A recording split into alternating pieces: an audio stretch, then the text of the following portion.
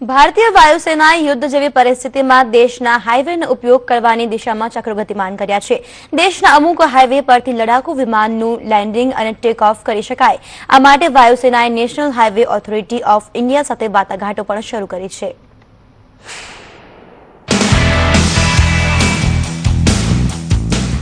પ્રાયોગિક ધોરણે આ વર્ષે મે મહિનામાં યમુના એક્સપ્રેસ પર વાયુસેનાએ મિરાજ 2000ને રોડ પર સફળ રીતે લેન્ડિંગ કરાવ્યું હતું.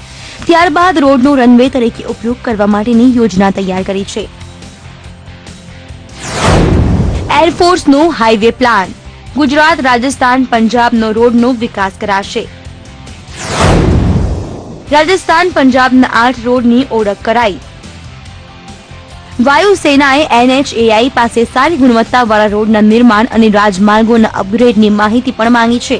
પ્રારંભિક તબક્કામાં પાકિસ્તાનની સીમા નજીક આવેલા રાજ્યોના 8 હાઈવેના રોડને રનવે લાયક બનાવવામાં આવશે.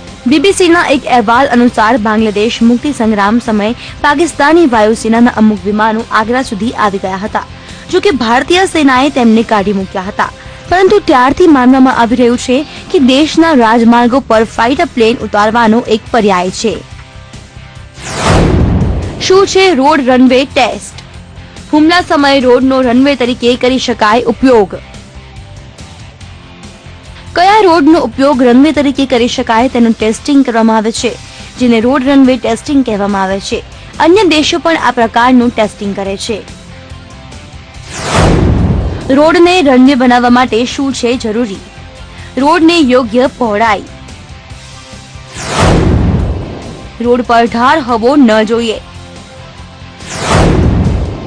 રોડની બંને બાજુ મોબાઈલ અને વીજ ટાવર ન હોવા જોઈએ.